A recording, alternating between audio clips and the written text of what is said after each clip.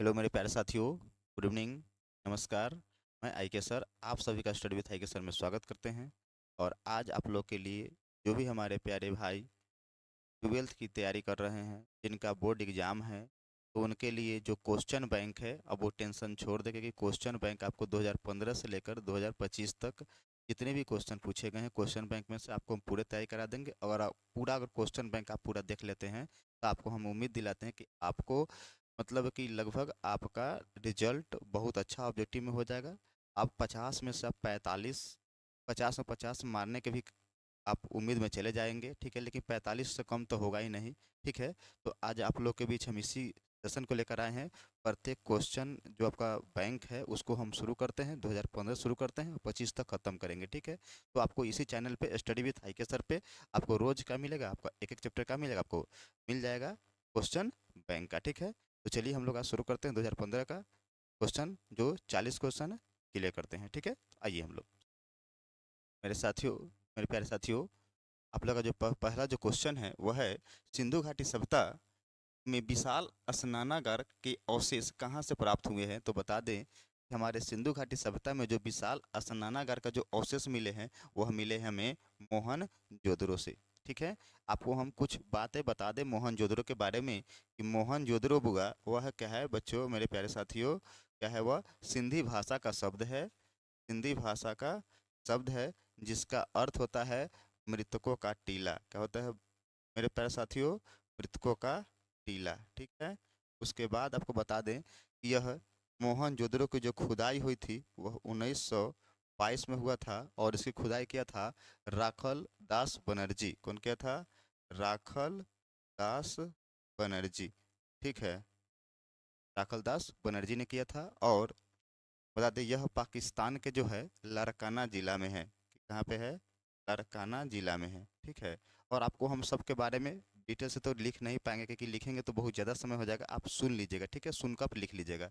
ठीक है, हड़प्पा जो है, हड़प्पा यह रावी नदी के किनारे स्थित है। और आपको बता देना कि मोहनजोदड़ो किस नदी के किनारे है? तो यह है बुआ, यह मेरे प्यारे साथियों किसके है? तो यह सिंधु नदी के किनारे है। किसके है? सिंधु नदी के किनारे। ठीक है, या देखिए जो हड़प्पा जो है यह रावी नदी के किनारे स्थित था।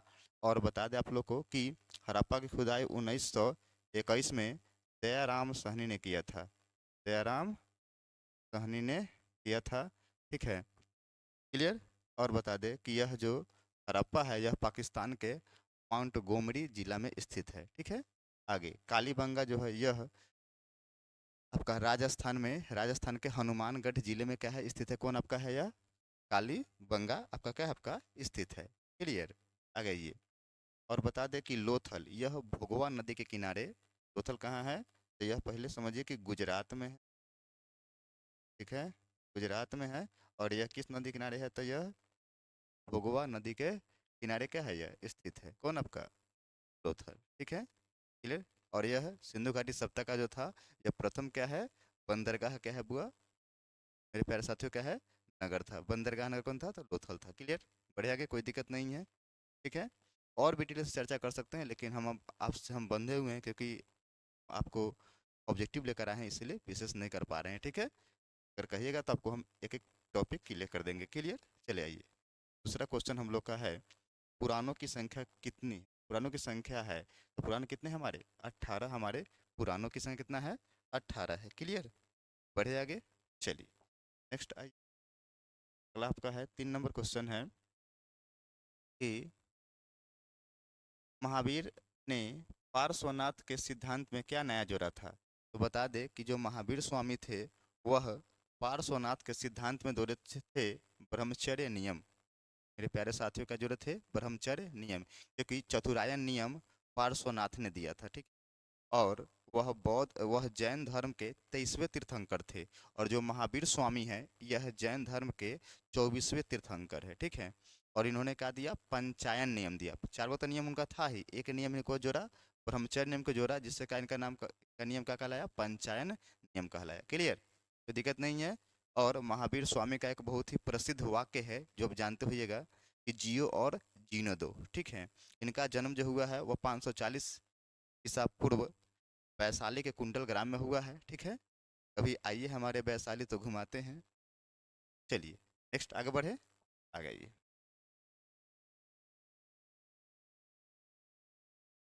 अगला है आपका मेरे प्यारे साथियों, क्वेश्चन है कि प्रयाग प्रशस्ति की रचना किसने किया है। तो प्रयाग प्रशस्ति की जो रचना किया है वह हरिसेन ने किया है। कौन किया है? हरिसेन ने किया है। लेकिन आप कुछ और भी बात जान लीजिए। बाण भट्ट जो रचना किया है यह किया है कादम्बरी। किसका किया है मेरे प्यारे साथियों? कादम्बरी है।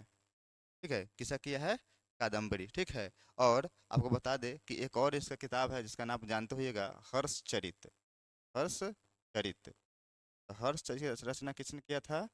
तो हर्षचरित की रचना किसने किया था? बाण भट्ट या कादम्बरी की रचना बाण भट्ट ने किया था। क्लियर। और कालिदास के तो बहुत सारे रचना है, हम नाम बता देते हैं, सुन लीजिएगा। जैसे इसका रचना है इनका अभिज्ञान शकुंतलम है। ठीक है। फिर मालविका अग्निमित्रम है, ऋतु संहार है। ठीक है। बहुत सारे इनका रचना है, लेकिन आप याद रखिएगा, अभिज्ञान शकुंतलम, मालविका अग्निमित्रम, ठीक है, और ऋतु संहार। ठीक है। ये इनकी क्या है? प्रमुख रचनाएं हैं। ठीक है।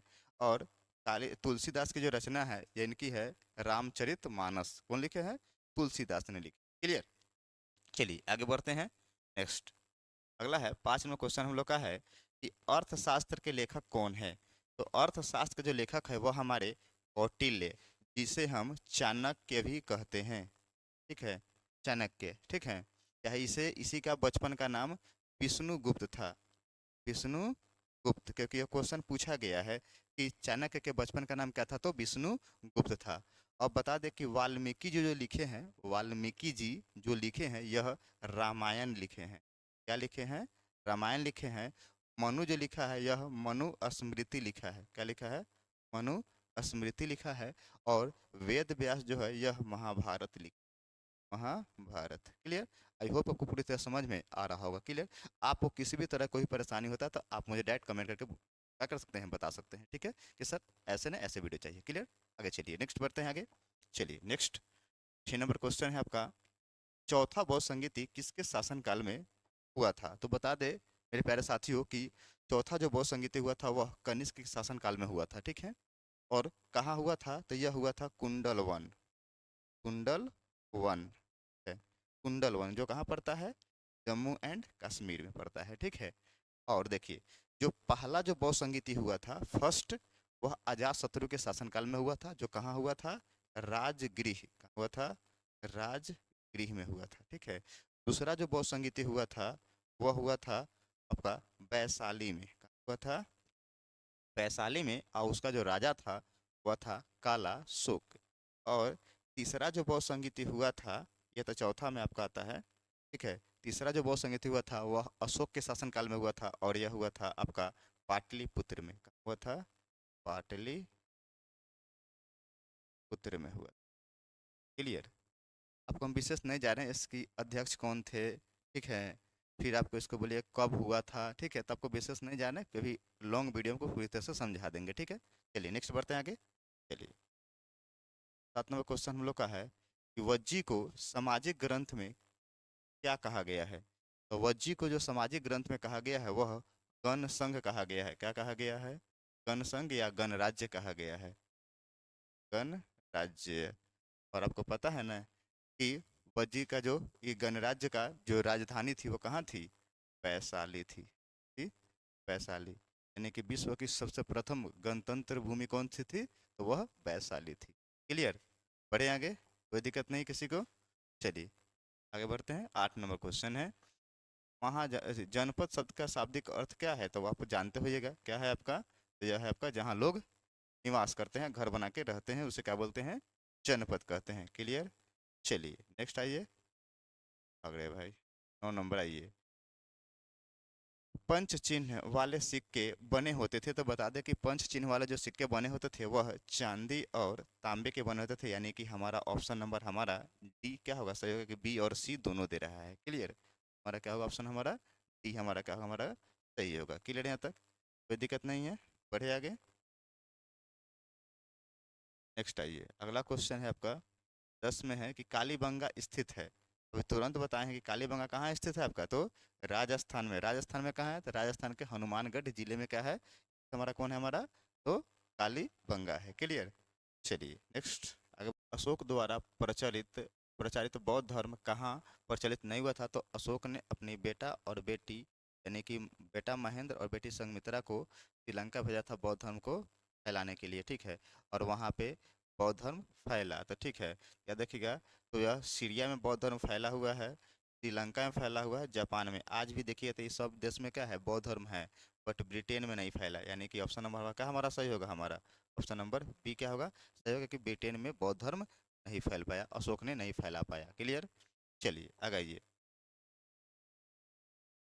है आपका पाटलिपुत्र नगर की स्थापना किसने किया था? तो पाटलिपुत्र नगर की स्थापना उदयन ने किया था। उदयन का दूसरा नाम क्या था? उदयभद्र। कौन था? उदयभद्र। यानी कि ऑप्शन नंबर का होगा सी, जो अजात शत्रु का था पुत्र था, ठीक है। क्या था? अजात शत्रु का पुत्र था, ठीक है। और अजात शत्रु किसका बेटा था? तो वह बिंबिसार का बेटा कौन था? बेटा कौन था वो? तो वह अजात शत्रु था। क्लियर? और अजातशत्रु को पितृहंता कहा जाता है क्योंकि यह पिता को हत्यारा, यानी कि इतिहास में पहला बार इन्होंने पिता की हत्या करने वाला यह शासक था। क्लियर?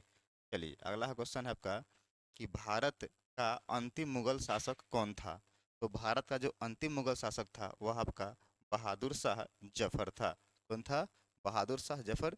इसका संबंध 1857 की क्रांति से है, ठीक है। और 1857 की क्रांति में दिल्ली से यही नेतृत्व करता है कौन? बहादुर शाह जफर करता है। क्लियर यहाँ तक? बढ़े आगे, कोई दिक्कत नहीं है यहाँ तक। आइए 14 नंबर क्वेश्चन है हमारा। तलवंडी में किस प्रसिद्ध संत का जन्म हुआ था? तो बता दें कि तलवंडी में जो हुआ था वह गुरु नानक का जन्म हुआ था। बोले तलवंडी किसका जन्म हुआ था? गुरु नानक का। और बता दें कि कबीर और रैदास ये दोनों का जो जन्म हुआ था यह वाराणसी में हुआ था। वाराणसी कहाँ हुआ था बुआ? वाराणसी में हुआ था, ठीक है, कोई दिक्कत नहीं है। और ये जो है मीरा का जो जन्म हुआ था यह हुआ था राजस्थान, राजस्थान में हुआ था। कहाँ हुआ था बुआ? राज। क्लियर? कोई दिक्कत यहाँ तक नहीं ना है? क्लियर? राजस्थान में कहाँ हुआ था? तो बोलिएगा। ये हुआ था पाली जिला के कहाँ पे? काकड़ी। कहाँ पे? पुरकी। कहाँ पे? पुरकी गांव में, गांव में हुआ था किनका जन्म? तो मीरा का जन्म, ठीक है। क्या देखिएगा कि कबीर का जन्म, रैदास का जन्म वाराणसी में हुआ था, मीरा का जन्म राजस्थान के पाली जिला के कुर्की गांव में हुआ था, और गुरु नानक का जन्म तलवंडी में हुआ था। फिर यहाँ तक बढ़े आगे। चलिए नेक्स्ट अगला है आपका। अकबर का संरक्षक कौन था? अगर पता है कि और संरक्षक कौन था? वो बैरम खां था, ठीक है। बैरम खां नहीं होता तो अकबर अकबर नहीं बने होते, जब अगर बैरम खां ईमानदार नहीं होते तो। क्लियर? आगे बढ़ते हैं। चलिए नेक्स्ट अगला है आपका। आईने अकबरी किसने लिखा? तो आईने अकबरी किसने लिखा है बुआ मेरे प्यारे साथियों? तो वह अबुल फजल ने लिखा है। कौन लिखा है? अबुल फजल ने लिखा है। चलिए क्लियर यहाँ तक? आगे बढ़े। चलिए 17 नंबर क्वेश्चन होगा, 17 है ना? हाँ। चलिए क्वेश्चन है 17 नंबर का क्वेश्चन है कि तंबाकू का सेवन सर्वप्रथम किस मुगल सम्राट ने किया था? यानी कि तंबाकू जो है उसका सर्वप्रथम सेवन किसने किया था? तो वह किया था अकबर ने किया था। लेकिन क्वेश्चन आएगा यही में कि तंबाकू का सेवन पर प्रतिबंध लगाने वाला प्रथम शासक कौन था? तो मारिएगा आप जहांगीर, ठीक है। तो मारिएगा जहांगीर, ठीक है। चलिए आगे बढ़े।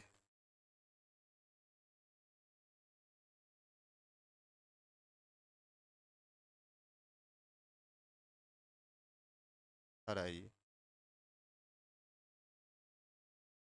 ये कहा क्वेश्चन है आपका। औरंगजेब ने अपने जीवन का अंतिम भाग बिताया था, तो कहाँ बिताया था उन्होंने? अपने जीवन को बिताया था दक्षिण भारत में। औरंगजेब ने अपने जीवन का अंतिम समय बिताया था। क्लियर? चलिए नेक्स्ट आगे बढ़ते हैं। 19 नंबर क्वेश्चन है हमारा कि अलबरूनी किसके साथ भारत आया था? तो अलबरूनी जो है वह मोहम्मद गजनी के साथ क्या था? गजनवी या गजनी के साथ क्या था? भारत आया था। और आपको बता दे जो मोहम्मद गौरी है यह तराइन का प्रथम युद्ध, तराइन का द्वितीय युद्ध में क्या होता है? जब भाग लेता है कौन? मोहम्मद गौरी। जिसमें एक में पृथ्वी चौहान से जब तराइन का प्रथम युद्ध 1191 में होता है, उस समय मोहम्मद मोहम्मद गौरी क्या होता है? हार जाता है। लेकिन जैसे तराइन का दूसरा युद्ध होता है 1192 में, उसमें क्या होता है? मोहम्मद गौरी क्या होता है? जीत जाता है। पृथ्वी चौहान क्या होता है? उसमें हार जाता है। क्लियर? और मोहम्मद बिन कासिम जो है यह क्या कहता था? यह जजिया कर, यानी कि जजिया कर को लगाने वाला प्रथम कोई मुस्लिम शासक है तो कौन है वो? मोहम्मद बिन कासिम है। क्लियर। चलिए आगे। इब्न बतूता ने अपनी यात्रा विवरण किस भाषा में लिखा था? वो किस भाषा में लिखा है? अरबी भाषा में लिखा है। क्लियर। चलिए नेक्स्ट आगे बढ़ते हैं। 21 नंबर, आइए। निम्न में से कौन से महिला संत थी? तो महिला संत अगर आप हमको भक्ति सूफी परंपरा पढ़ाए हैं तो बताए थे कि मीरा, अंडाल, कराइकल, इनमें से सभी क्या है? निम्न से क्या है? महिला क्या है? थी, संत थी। क्लियर। चलिए नेक्स्ट आगे। 22 नंबर आपका है कि शेख मोइनुद्दीन चिश्ती की दरगाह कहाँ पे है? शेख मोइनुद्दीन चिश्ती की दरगाह कहाँ पे है? तो वह अजमेर में है। कहाँ पे है? अजमेर में है। क्लियर। चलिए आगे बढ़ते हैं। कोई दिक्कत किसी को नहीं ना है यहाँ तक? गोपुरम का संबंध किससे है? तो आपको पता है गोपुरम संबंध किससे है? मंदिर के प्रवेश द्वार से, यानी कि मंदिर से है। क्लियर। चलिए नेक्स्ट आगे बढ़ते हैं। अगला है आपका कि हम्पी नगर किस साम्राज्य से संबंधित है?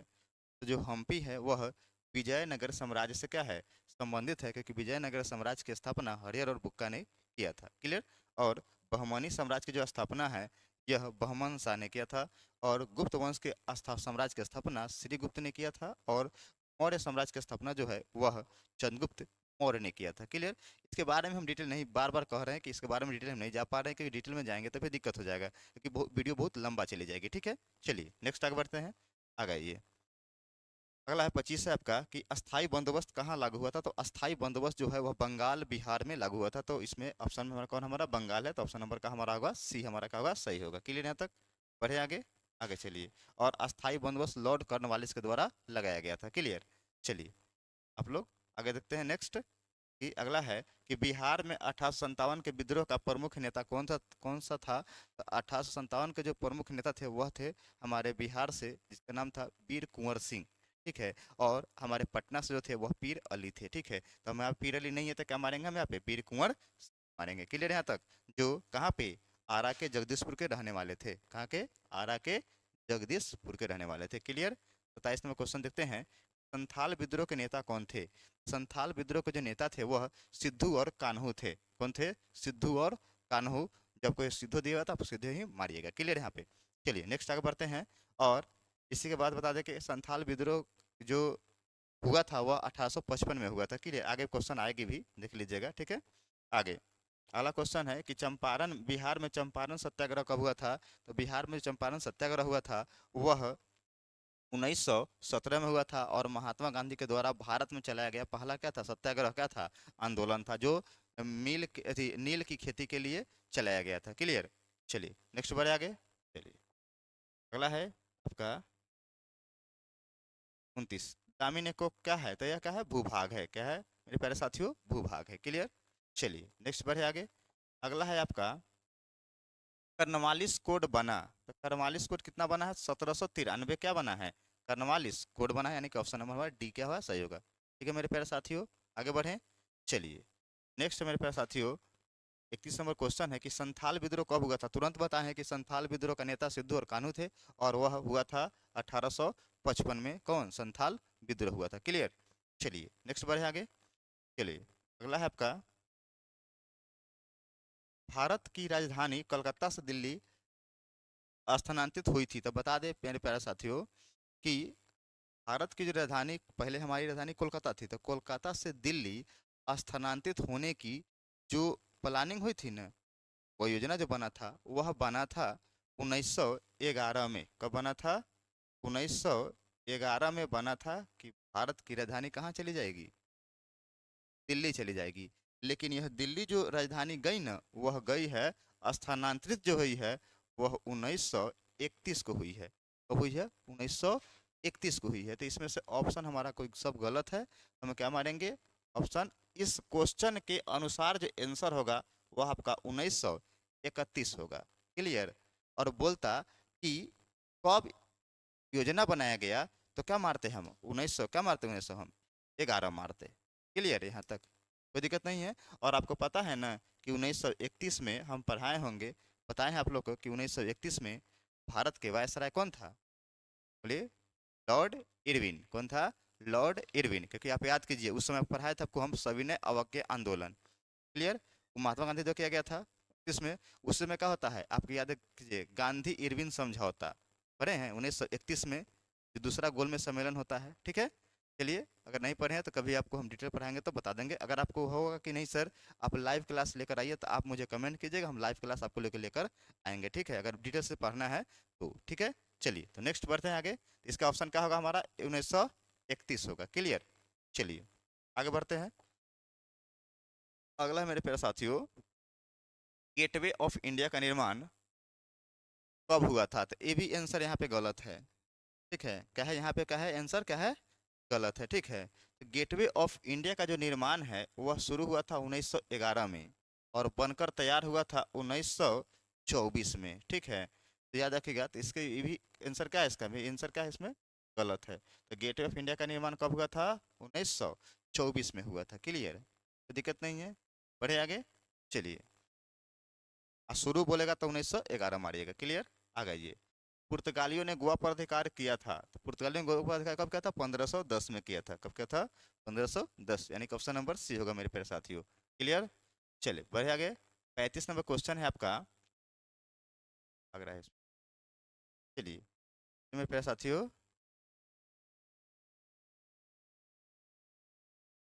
चलिए अगला क्वेश्चन है, कोलकाता में सर्वोच्च न्यायालय की स्थापना कब की गई थी? स्थापना की गई थी, तो बता दें कोलकाता में जो है सर्वोच्च न्यायालय की स्थापना वह हुआ था 1774 को। कब हुआ था? 1774 को। और इसे कोलकाता में जो सर्वोच्च न्यायालय जो बना था उसे 1773 का रेगुलेटिंग एक्ट के तहत 1774 में आ गया था, इसकी स्थापना किया गया था। किसका? कोलकाता में सर्वोच्च न्यायालय का। और इसका जो प्रथम जो मुख्य न्यायाधीश था उनका नाम था एलिजा इम्पे। क्या नाम था? Elijah Impey. क्लियर। आप याद रखिए थोड़ा सा, क्योंकि क्वेश्चन ही पूछा गया है, ठीक है। चलिए अगला है आपका 36 है आपको, भारत में रेलवे की शुरुआत हुई थी। तो बता दे भारत में जो रेलवे की शुरुआत हुआ था वह 1853 में हुआ था, 16 अप्रैल को। 16 अप्रैल 1853 को भारत में रेल की शुरुआत हुआ था। और बता दें कि जो रेल की शुरुआत हुआ था यह आपको हम कि यह मुंबई से ठाणे के बीच हुआ था। मतलब जो रेल जो था जो शुरू हुआ था वह कहाँ से कहाँ तक चला था? तो वह मुंबई से ठाणे के बीच चला था, जिसकी बीच की जो दूरी जो था वह 34 किलोमीटर था। क्या था? 34 किलोमीटर था। क्लियर यहाँ तक? कोई दिक्कत नहीं है। अब देखिएगा, उसके बाद में था ये जो ट्रेन चला था इसमें मात्र 13 डिब्बा था। क्या था? इसमें मात्र 13 डिब्बा था। और आपको बता दें कि यह लॉर्ड डलहौजी के शासनकाल में चलाया गया था। रेल किसके शासनकाल में चलाया गया था? लॉर्ड डलहौजी के शासनकाल में चलाया गया था। बढ़े आगे, कोई दिक्कत नहीं है। चलिए नेक्स्ट बढ़े। आप इसको याद रखिएगा। इस और एक बात और छूट गया था, ध्यान सुनिएगा कि इसी 16 अप्रैल को भारतीय रेल दिवस मनाया जाता है। बोलिए, भारतीय रेल कब मनाया जाता है? भारतीय रेल दिवस 16 अप्रैल को मनाया जाता है। क्लियर। चलिए नेक्स्ट बढ़े आगे।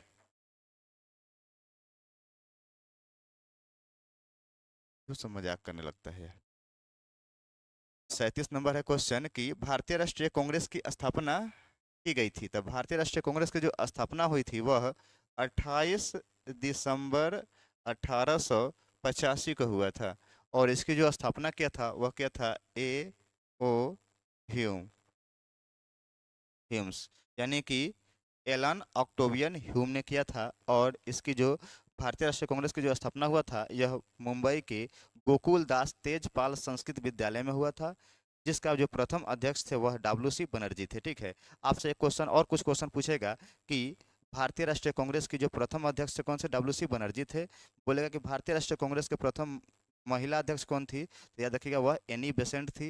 लेकिन क्वेश्चन आया कि भारतीय राष्ट्रीय कांग्रेस की प्रथम भारतीय महिला अध्यक्ष कौन थी? तो आप मारिएगा एनी बेसेंट। सॉरी, ये थी सरोजिनी नायडू। सॉरी, क्या मानिएगा? सरोजिनी नायडू। अगर भारतीय पूछेगा तो सरोजिनी नायडू। अब बोलेगा प्रथम भारतीय महिला अध्यक्ष, तो क्या मारिएगा आप? Annie Besant. बोलेगा कि भारतीय राष्ट्रीय कांग्रेस के प्रथम मुस्लिम अध्यक्ष कौन था? तो बदरुद्दीन तैयब जी। कौन थे?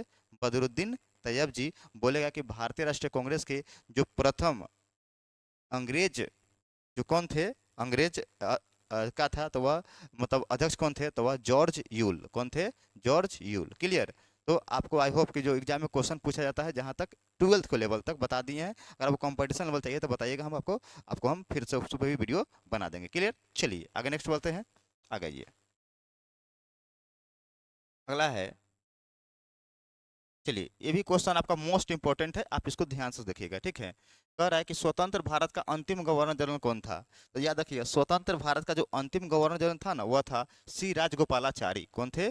सी राजगोपालाचारी। लेकिन आपसे क्वेश्चन आ जाएगा कि स्वतंत्र भारत के प्रथम गवर्नर जनरल कौन थे? तो क्या मारिएगा आप? Lord Mountbatten. याद रखिएगा, क्या बोले हम, ध्यान सुनिएगा। क्वेश्चन आएगा कि स्वतंत्र भारत का अंतिम गवर्नर जनरल, तो क्या मारिएगा? सी राजगोपालाचारी। लेकिन क्वेश्चन आता कि स्वतंत्र भारत का प्रथम गवर्नर जनरल कौन था? तो क्या मारिएगा? Lord Mountbatten. लेकिन बोलेगा ब्रिटिश भारत का प्रथम वायसराय कौन था? अंतिम वायसराय कौन था? सॉरी, क्या बोले? ब्रिटिश भारत का अंतिम वायसराय कौन था? तो याद रखिए, वो कौन थे? आपका लॉर्ड माउंट बेटन थे। क्लियर? यहाँ तक ये क्वेश्चन बहुत फंसाता है, ध्यान से सुन लीजिए। एक बार और फिर से रिपीट करते हैं आपके लिए हम। देखिए क्वेश्चन आएगा कि स्वतंत्र भारत के प्रथम गवर्नर जनरल कौन थे? तो मारिएगा आप कितना?